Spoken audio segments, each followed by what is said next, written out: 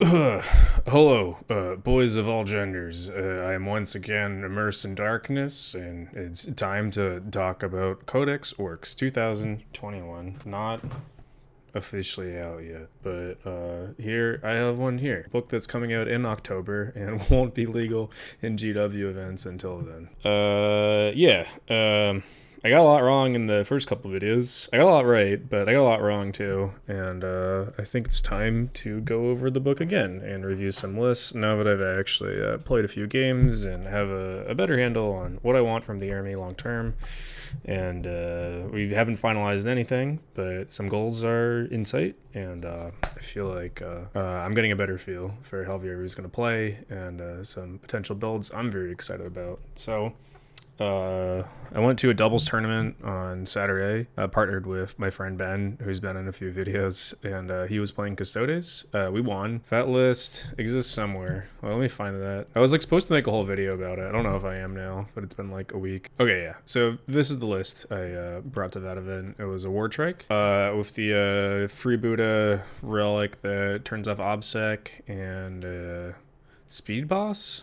I don't know. Junk Boss, the one that gives him a 4 up.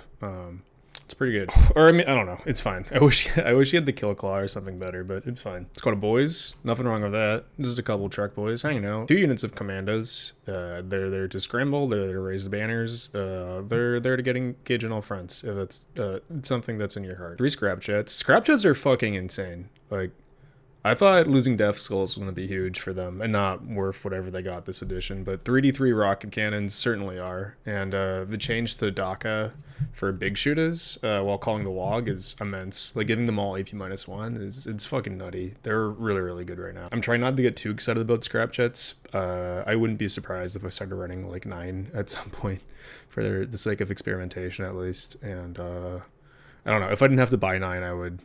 Like, if I own 9 scrap jets, I would just be running them right now. So we'll see. I might get to that point, but maybe I'll calm down before then. I hope I calm down. Storm Boys, I feel like the more I play with Storm Boys, for an extra 5 points, I think they're a lot stronger than Commandos. I haven't tried doing the, 15-man Commando blob. But if you're just trying to look for like a small unit that's good at scoring a secondary and then dying immediately after, Storm Boys are the way to go. They have a 12-inch move, which is great, and they can potentially, like, I had one game where Storm Boys scrambled once and then, I got to catch up to the year 2021. Not to play scramblers. For anyone who just started playing recently, it's now called Retrieve Octarius Data, a much better name that's easier to remember, and the branding works great for everyone. Great job, Games Workshop. That's a real change we really needed. Yeah, there's a custom mega cannon. He's hanging. They're good for, I mean, same thing they used to be good in the last Codex. You have this kill a little unit, get a lucky hit, then you're looking at +1 to hit for the rest of the Freebooters army for the rest of the phase. They don't benefit from clan cultures, unfortunately. Like, a lot of people were hoping they would. Which is okay, but they do still give the +1. They're in a freebooters detachment, even though they don't benefit from it. Then there's a truck for the truck boys, and 2 DACA jets, which I think are so far my overall favorite unit in the new Codex. So I went over this, I think, probably in the first video too, but they get 36 shots if they're within DACA range, which they almost always are. That's strength 6, AP-1. Hitting on 5s, not 4s like they used to. But if you're calling the WOG, which is going to be 2 turns of the game, they're going to have 42 shots at AP-2. And there's even a thing, the more DACA custom job can get them to potential 48 shots. Yeah, it's insanely good. For 120 points, it feels like an insane value. They're pretty durable. I mean, they've got 12 wounds, T6, -1 to hit, and ramshackle. So it takes like a non-zero amount of firepower to kill them.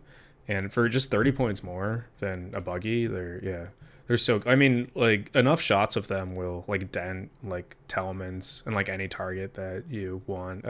Strength 6, -2 is a really strong spot. I mean, there's a ton of things that ignore AP-1 in the game. There's a few things that ignore AP-2. And even if they do, like, the volume of shots will usually be enough for you to get, like, a few wounds through. So, anyways, this is the doubles event list. If you are playing in a doubles event with orcs for some reason in the near future, big recommend. Things that would change in the future is, maybe trying to get another Stormboy unit instead of the Commandos, and I don't know, like, the custom mag cannon is, like, fine, and the truck boys are, like, fine, but I wouldn't be opposed to dropping them for Grot just to free up some more points and doing something more interesting.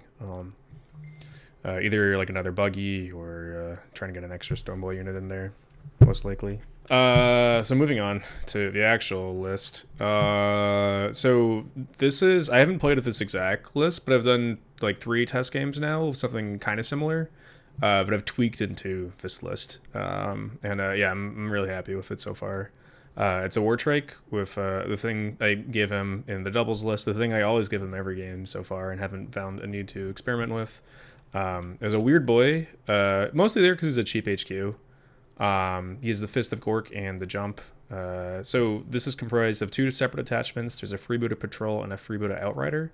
It gives you a starting total of 7 CP after spending some extra shit pregame. There's 10 Beast Snagging Boys, 5 Commandos for 50 points, unit of 2 Scrap Jets, and yeah, these are color coded by green and red. Green is the Patrol, and then red is the Outrider. You get Scrap Jets, Storm Boys, 2 Squig Buggies, separate units. 1 is Nitro Squigs. It's weird, like if you want to give something a custom job, it has to be like it's a unit by itself if it's a buggy.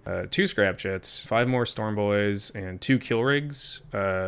I gave them Frazzle, Roar of Mark, and then Biting Jaws and Frazzle. The psychic abilities are kind of up to you. I mean, it needs to cast something, right? Usually it's like Smite and something, and that's just so that it's an insanely good gun, can auto-hit in the shooting phase. One of them has the B-side mantle, which gives it +1 attack and a 5-up Fiono Pain.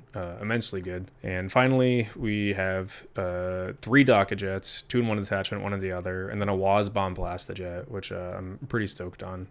So secondaries for this, engage in all fronts is so easy. Like between the Commandos, the 2 Stormboy squads, and especially the planes, like every game I think I've gotten max points for engage, even if I lost. I've maxed engage in all fronts. It's really easy. I feel like the planes are like surprisingly ignored in all my games so far. People tend to focus on the buggies, and the kill rigs are always one of the first units to be targeted too. Yeah, engage is good. Retrieve Octarius data is pretty solid. If I take that or banners, just kind of depends on the mission. If there's like 3 objectives and you're not really worried about your opponent like bomb rushing towards your deployment zone, I think banners is better because you can easily have a Stormboy unit pop up, raise a banner, and then die, and that's fine. You can have the Commandos or potentially even the Beast Snaggers, although they're usually in the kill rig, and then like another Stormboy squad, like hang in the back, raise a banner, and then just sit on the objective all game, assuming they don't have indirect fire or a real way to get to you. And the Squig Buggies can go back there too for a little bit of screening and just to sit on the objective as something to move in case they die. And this even gives you, I mean, grind them down is like fine for this list. There's like, it depends on the matchup, right? Like there's not that many units. It's really low model count. There's only 40 models total. And if you really wanted to do grind them down or while we stand, you could probably combine these Scrapjet units into a big block of 3 and 1. And I really like Nitro Squigs. I don't think it's worth giving up,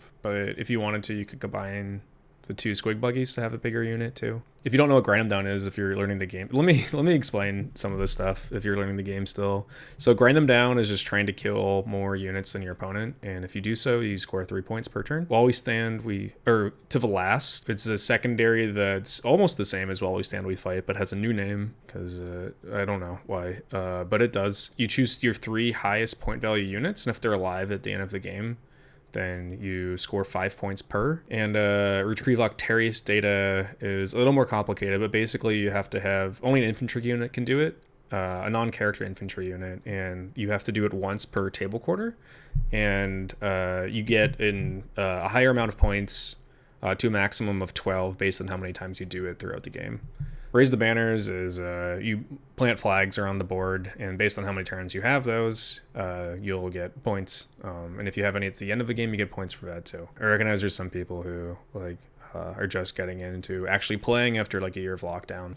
I haven't felt the need to experiment with the other clans yet. I thought I was gonna like try all of them equally, or semi-equally, but so far, yeah, freebootas are sick. Just the +1 to hit in melee and combat is really strong. One other secondary I forgot is another reason the Weird Boy's there, besides just being a cheap HQ, is between him and the kill rigs, you can actually do like the psychic secondaries to medium success if you feel like the kill rigs aren't just gonna die turn 1, which in a lot of matchups they probably won't. I mean, they're relatively durable. when you can do like Psychic Ritual or probably more likely Mental Interrogation. And either way, even when or if they eventually die, you still have a weird boy who, if you're careful, can just be protected by like the buggies or something. And like, yeah, hang out and try and do psychic secondaries with him. I don't like psychic secondaries of this list. It's like a fine option if you're feeling desperate and there's nothing else that really appeals to you. I don't think it's like bad as a choice if there's nothing else that feels like a really strong third option. Like if grinding down's not gonna work, your opponent doesn't give up a secondary that you'd want to take. The mission one sucks. I would probably take one of the psychic ones. Yeah, freebootas are great. The +1 to hit is pretty good. If a kill rig kills a unit, the other kill rig gets a +1.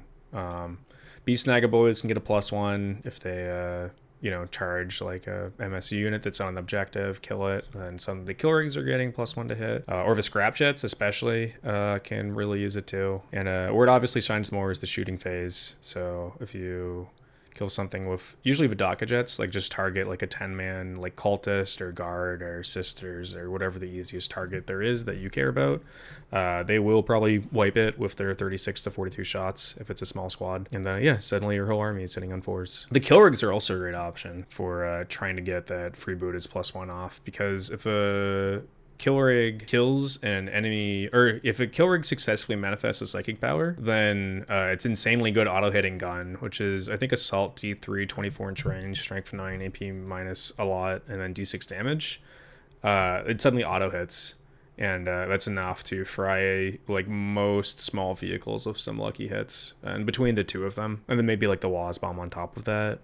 Yeah, it's a good, really good anti-tank option. Yeah, this army's so well-rounded. Like the reason I like scrap jets so much is because they have a million anti-infantry shots, and they also have the big rockets on top of that. Yeah, and then just together with the Waz bomb and the kill rigs, it's insanely good. So this is the competitive army I'm most excited about. The squig buggy with the nitro squigs getting +1 to wound is so solid. They're great at just sniping things that are out of line of sight. It's really hard for your opponent to hide in this army, because if anything's out of line of sight, the squig buggies can shoot them, and then the docket jets can usually skirt behind ruins or most terrain pieces and are like pretty good at getting at things that would normally be hidden just because of their insane move. They can also, like, a thing that was popular in 8th edition that I'm trying to bring back now is they're also great for character sniping. Like, if you just park 2 next to any character, and then you can get, like, right behind them. So say your opponent isn't, like, trying to screen that hard, and instead of being in, like, the center of a big blob of troops, the character is, like, just behind. Park the Vidaka jets, like, right behind them, and then just snipe them off. I mean, yeah, 2 Daka jets killed Trahan, like, pretty easily, too. I'd be surprised if there's that many infantry characters in the game. They won't just be able to snipe down if your opponent isn't careful. The Waz bomb, I'm a little conflicted on. I think it's, like, really good offensively, but it's kind of easy to kill for the amount of points. For 190, it's not nearly as durable as the kill rigs, but Teleporter Mega Blastas and the Smash Gun combined is just, like, a great amount of, like, anti-tank that this army has an okay amount of access to already. But like, I played a game where the only game I've struggled so far was against triple Talmans. It was it was hard to chew through that many wounds, and even then, like, I think if I prioritized targets a little bit better, I could have been fine that game. I choose to go for his, like, objective holders instead, hoping I would win the long game on points. But yeah, in hindsight, I think, like, if this army puts all of its firepower into the Talmans, they will kill them without that much difficulty. Without that much difficulty. They're still, like, Talman Dreadnoughts. For anyone who doesn't know, Talman Dreadnoughts are absurdly durable Adeptus Custodes Dreadnoughts. They're a 4-tool unit. Yeah, look them up. They're great. They're very hard to kill. And this is an orc video, so I won't go on a big tangent now. So yeah, you can give a force field to a Waz bomb if you so choose. I think most games I want to keep the Waz bomb in reserve and then come in on the board, have like one really solid turn of shooting, and then maybe die after as it's targeted down. But yeah, it hits on 4s, which is awesome, or at least it hits on 4s to start, and like degrades over time. But yeah, that means it's hitting on 3s with the freebootas +1 if you manage to get that off. The mega cannon, which it natively has, which is not bad at all, is a D3 shots. It has 2 of them, so 2d3, strength 10, AP minus 3, d6 damage. And then the Teleporta Mega Blast, which I've upgraded them with, is a assault d6 instead of heavy d3, strength 9 minus 2, d3 plus 3 damage. Yeah, you're getting 2d6 shots hitting on 3s or 4s, and then a d3 smash-a-gun too. And also a stick bomb flinger, which we will never use. Yeah. I like them. I'm gonna have to play more of them to make a decision. I think the Blitz-a-Bomber and Burn-a-Bomber are both pretty interesting too. I wouldn't mind another kill rig here as well, just because they're great. But yeah, I think like long-term Ramshackle is where it's gonna be for a while, at least of orcs. It's what I'm excited about in them. It's surprising how many like less than strength 8 multi-damage guns there are in the game. I feel like people started shying a little bit away from damage 2 weapons because like Dark Angels can reduce that to damage 1 pretty easy. Death Guard do it automatically. There's a lot of things that subtract 1 damage in the game, but there's still quite a bit of like strength 5 minus 1 2 damage weapons, or you know, like heavy bolters suddenly only doing 1 damage each is huge for the buggies. That would be something that'd be like pretty decent against them, especially like autocannons too most of the time.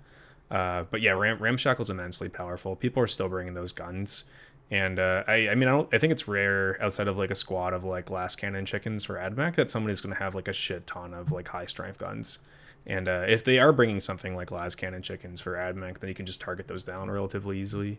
Then you can just make that like the priority for your army. And even if they're hiding and they go first, like Vidaka Jets can probably go out and like kill a couple of them if you really want to. So that's the list. I'm excited to play more games with it. It's something I feel confident could like do relatively well in like a local tournament. Okay, now that that's covered, it's time to go over the much more gimmicky, less good list that I have prepared here. I'm currently more excited about, even though I think it's worse. Okay, so we got Mr. Wartrike. He's doing his thing. He's there to call the log and then die or not. We have a Big Mech of Shock Attack Gun. Hero of my heart. Still one of my favorite units in the game. They're just so good, like, thematically. If you don't have a lure, which is the best part and the reason why you should take one, they're guns that are actually, like, orcs found, like, teleportation technology and didn't know what to do with it, so if we turned it into a gun, it's a like teleporter gun that fires snotlings inside of people, and the snotlings wake up scared and rip their way out, alien chestburster style. Yeah, they're great. What's not to love? Huge fan. We have Grots to go with that, a unit of commandos for secondary purposes, 2 units of Storm Boys, and most importantly, we have 3 Orkanauts, a Morkanaut, and a Big Ed Boss Bunka.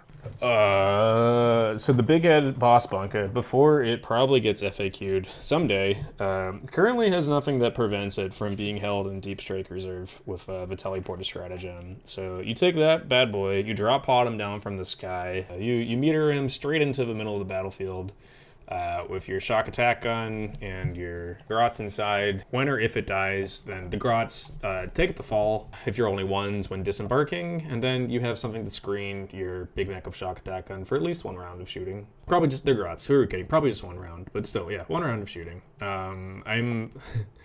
I'd like to... Oh, fuck, I'm wrong. Okay, I just realized I thought it was 12 infantry models, not 10. That's fine. Just put the commandos in there. Who gives a shit? Who needs them? Yeah, put the commandos in there with the Big Mech of shock attack on, or just him by himself if he's feeling brave. And yeah, just drop him into the middle of the board somewhere. It's gonna be great.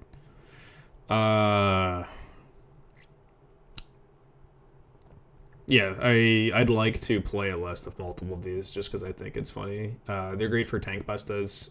The reason why you take them is because they have an ability under the open-topped profile. It says that embarked models are considered to have remained stationary unless they embarked this turn. If they're coming in from reserve, they did not embark this turn. They're coming in from reserve. They're already inside there. They've probably lived there for years. And yeah, it's time to shoot while remaining stationary, volleying down from the sky at hundreds of miles per hour with your shock attack in hand with perfect aim and God on your side. I mean, I'm so excited about that. I didn't even talk about the Gorkanauts yet. I mean, Knights are making a weird comeback right now, at least against like AdMech in the competitive scene. I feel like people aren't taking as much stuff that can deal with 96 very thick wounds. I mean, these are T8. They're not Ramshackle, which is kind of a bummer. Oh, it's a big bummer. I don't know why these don't have ramshackle. I think they'd be way more insane if they did. I guess maybe playtesters decided that was too much. They drew the line at Gorkanauts, but having it on every buggy is fine for 90 points. Whatever. I'm not complaining. I'm happy the buggies have it. But yeah, I wish these had a ramshackle. I am complaining, but I am happy the buggies have it. Even without that, they're great. They're pretty durable. And then yeah, you can give one a custom job. Probably whatever one makes them better in melee. I forget what it is, but you're playing knights with orcs. It's the dream. And you still have access, unlike knights, to cheap infantry on top of that. I don't know if I'll ever play this list in my life, but I hope I do. And I hope I have a reason to buy 2 Gorkanauts and a Morkanaut in the future. Maybe a 3rd Gorkanaut to make them match. I could do a new color scheme. Maybe that's what I'll do with my paycheck this week. Anyways, I hope people still like these orc list videos. They're a lot of fun for me. They're easy to do even the painting videos, and I'm going to keep up a mixture of both in the future. If you're new here, we have a Discord that's very active. I would love it if you join. Feel free to follow me on Instagram and Twitter, and like and subscribe, and whichever else makes the algorithm happy so I can get enough ad revenue and Patreon dollars to buy this list someday. Okay, yeah, thanks for coming by for now. Happy Wednesday. Good night.